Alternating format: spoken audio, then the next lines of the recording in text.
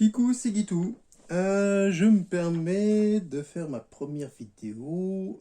Ça concerne Zombicide. Donc, j'ai lu les règles de Zombicide, enfin, Zombie Marvel X-Men Resistance, qui me plaît mieux que Marvel Zombie, où on jouait des zombies qui mangent des gens, c'était pas trop ma came. Et donc, j'ai pas souscrit au Quickstarter. A priori, X-Men Resistance ne sortira en, que en fin d'année 2023. Donc, du coup, j'ai acheté les Batman Dark Knight Metal. Et j'ai décidé de, comme j'avais déjà Zombicide saison 1, saison 2, saison 3, Toxic City Mall, j'en passe et des meilleurs. Je me suis acheté les tuiles de la seconde édition, les kits pour pouvoir gérer les nouvelles cartes de zombies, enfin de survivants un petit peu différemment, parce que je trouve que c'est vachement cool. Donc du coup, ce que je me suis dit, c'est que j'allais essayer, avec ce que j'avais, de faire un zombie. Alors c'est un Marvel Zombie X-Men Batman. Non, pardon. Zombie Marvel Batman Résistance. Donc j'ai déjà testé un petit peu le principe des règles. Je vous explique rapidement. Donc, les règles, elles sont téléchargeables en PDF. Vous pouvez les lire en anglais, il y a no problemo. La boîte n'étant pas sortie, qu'est-ce qu'on peut tout faire avec ce qu'est-ce qu'on a? Donc, ce que j'ai sélectionné, ce sont un deck de cartes zombies, dans lequel il n'y a que des zombies toxiques et donc zombies berserker, donc saison Toxic City Mall et saison 2. Ça c'est le premier point. J'ai pris un zombie, j'ai pris les cartes d'abomination, donc ça je l'ai eu dans le kit de mise à jour de Zombicide 1, saison 1, 2, 3, qui me permet d'avoir un truc à peu près à jour avec les nouvelles données. J'ai acheté donc les 3 ou 4 boîtes Batman Dark Knight Metal. Je vais pas les jouer en abomination, etc. Je vais les jouer plutôt en héros. Parce que finalement, quand on regarde bien, bon, Batman c'est Batman. Nous avons, il a perdu son clips. Nous avons ce brave garçon qui est clairement, de toute façon c'est marqué dans l'historique de la BD, c'est un Flash, c'est le côté noir du Flash. Nous avons elle qui est le côté noir de Aquawoman, ou Aquagirl, hein, je ferai souvent le lapsus. Et nous avons le côté black aussi de Green Lantern. Donc tout ça c'est du DC Comics. Et je me suis dit, bah, ça peut être sympa. Alors, rien n'est peint. L'objectif après, ça va être de peindre, etc. Mais l'objectif c'est de tester un peu le mode de fonctionnement des règles. Et donc de partir avec des super-héros DC Comics. Donc ça va être plutôt du DC Comics Zombie Batman Résistance. Donc les règles elles sont assez simples. Donc en fait, il faut toujours Batman comme super-héros dans la mission. Parce que c'est Batman et parce que les figurines sont conçues autour de Batman.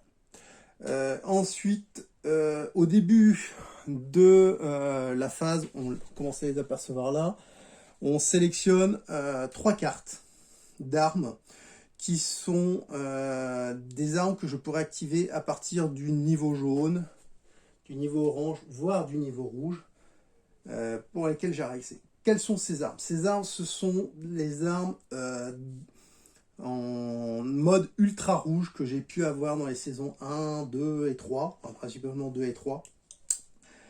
C'est-à-dire le 911 spécial, la grosse Betty qui permet de tronçonner à tout va, le Duke Dreams, le Jack and Jill, le Ned Atomics Flashlight, ça c'est pour ceux qui aiment Star Wars, les Sweet Sisters.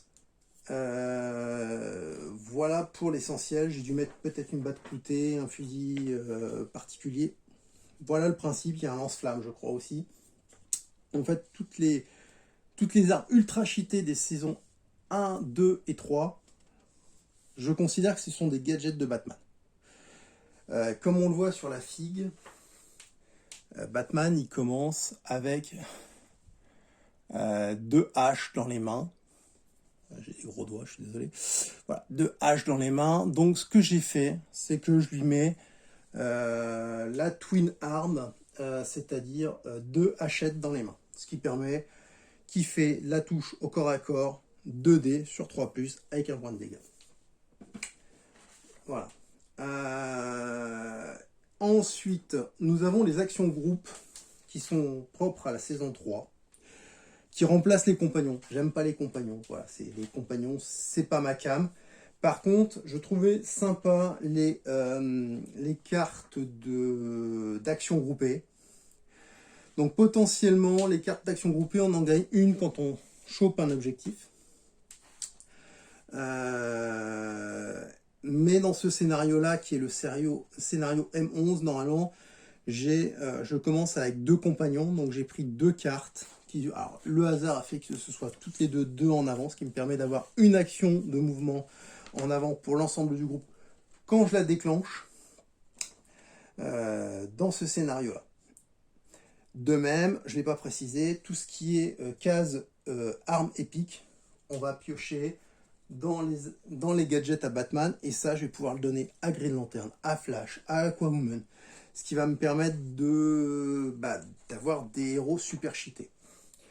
Par défaut, comme dans les X-Men ou Zombie Marvel, les personnages ont des capacités qui leur sont propres, c'est-à-dire que par exemple le Green Lantern, il a une portée de 0,1, il lance 2D, 3+, et il fait un dégât 1. Flash a une portée de 0, nombre de dés 3, touche sur 4+, dégâts 1. Et Aquawoman, comme Green Lantern, a une portée de 0,1, 2D, 3+, une touche. Voilà, vous pouvez voir, j'ai mis des dés sur chacune des fiches, parce que comme dans X-Men Resistance, à chaque tour, on va incrémenter le dé de 1 à une limite de 4, et ça va me permettre de rajouter des dés sur une touche que je déclenche pour faire des dégâts. Pourquoi ça? Parce que on va se retrouver face à des abominations et des zombivores. Des zombivants, pardon. C'est un peu le truc que j'ai trouvé pour remplacer les super-héros, parce que j'en ai pas 36. C'est d'utiliser mes zombivants. J'ai jamais kiffé les zombivants dans Zombicide. Donc ce que j'ai décidé de faire, c'est d'utiliser mes zombivants. J'en ai à vomir. Voilà, ça c'est ma pioche de zombivants. Il y en a, en veux-tu, en voilà. Et les zombivants ont 5 points de vie. Les abominations ont 3 points de vie.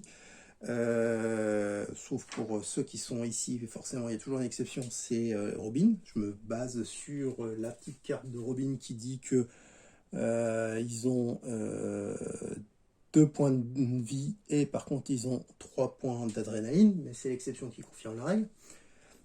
Bref, tout ça, pourquoi? Parce que en fait, je reviens à l'histoire d'avoir 4 dés, c'est que quand j'utilise une arme, quel que soit son nombre de dégâts, chaque réussite permettra d'infliger un point de dégâts. Je m'explique, c'est que quand je vais avoir un zombivant, que je vais avoir 3 dés à lancer en 4+, qui fait un dégât 1, je ne peux pas le tuer. Si j'en ai 5, il faut que je fasse un full, c'est-à-dire que je fasse tous mes dés à 4+, pardon. Et donc l'idée de lancer des dés en plus, ça me permet d'infliger des points de dégâts supplémentaires pour tuer le zombivant. Le zombivant à 5 points de vie. En début de partie, c'est très compliqué à tuer. Ensuite, le zombie vivant, il a deux... Alors là, je me suis pas cassé outre mesure la nénette. Un zombie vivant, donc ça doit être Shannon, si je dis pas de conneries. Elle est là. Hop. Shannon, elle a deux pistolets dans les mains. Donc j'ai fait... C'est ici. Donc elle a un Magnum 44 dans les mains. La coquine. Donc ce n'est pas... c'est une twin arm, donc elle peut en avoir deux. Donc ça veut dire qu'elle va lancer 2 dés à 4+, et qu'elle fera 4 points de dégâts. Oups là. Elle fera 4 points de dégâts sur nos super-héros. Portée 0 ou 1. Donc ça veut dire que potentiellement Shannon peut tuer un super-héros sur une seule attaque. Donc chaque zombie vivant a des armes différentes. Je ne sais plus comment il s'appelle celui-ci. C'est le héros. Hop. On va faire ça parce que hop. Voilà, c'est un super-héros. Il a 2 katanas. Donc le katana. Le katana n'est pas une twin arm, donc il en a qu'une seule. Voilà. Et donc il va faire 2 dés, 4+, 1 point de dégâts au corps à corps. Ainsi de suite. Bon, de toute façon, je vais faire des rapports. Petit à petit, ça va prendre forme. Comment ça s'articule, le principe. Voilà pour les zombies vivants. Les zombies, donc j'ai dit, il n'y a que du zombie toxique. Donc si je suis dans la même zone, que je le tue, je me prends 1 point de dégâts. Et du zombie berserker, qui n'est pas tuable à distance. Voilà. Que dire d'autre? Et l'ordre de priorité à distance reste quelque part le même que Zombicide saison 3, c'est-à-dire que je tue d'abord les zombies toxiques, les zombies berserkers, les fatis toxiques, les fatis berserkers, les abominations toxiques, abominations berserkers, runner toxiques, runner berserker et les zombies vivants. Voilà pour le corps de règles. Que dire d'autre? Donc là, j'ai testé la mission M0 de la seconde édition. La mission M10, donc ce sont 2 missions faciles. Je ne vais pas dire que j'ai survolé le sujet, bon, à part la M0, parce que la M0, je l'ai joué avec un seul perso, à savoir Batman, pour tester un peu le Batman. Mais la M10, j'ai survolé le truc. Là, on est sur la M11, donc la mission M11 de la seconde édition, où dès le départ, nous avons des abominations, nous avons nos 4 héros qui sont là. Donc, les zones de spawn dans l'ordre d'une montre, donc 1, 2, 3 et 4. Nous avons tout un tas de choses. Et il faut révéler tous les objectifs et les armes épiques et se barrer par la petite porte qui est là. Voilà, je pense que j'ai tout dit. L'expérience me fait dire qu'il va falloir que je joue quand même peut-être par moment avec des pions bruits, parce que sur la M10, je me suis aperçu que par moment, comme on joue un petit peu au jeu du chat et de la souris, c'est important pour pas tuer trop le système de jeu, de se dire, c'est important, les pions bruits, ils reprennent un petit peu d'importance dans cette zone-là, dans cette version-là. Là, on a alors par rapport à la mission, on a deux voitures qu'on ne peut pas construire, que l'on ne peut pas conduire. Par contre, à l'intérieur, elles contiennent une arme épique. Autre chose que je n'ai... voilà. Globalement, c'est ça. J'allais vous dire une bêtise, mais non. Globalement, c'est ça. Donc, j'ai mis des pions sur les portes. C'est pas prévu pour. Moi j'aime bien parce que ça me permet de savoir où sont les portes ouvertes, fermées. Chacun fait comme qu'est-ce qu'il veut. Voilà le principe. Je pense que le mieux c'est de vous faire une petite démo, une game. On verra ce que ça donne.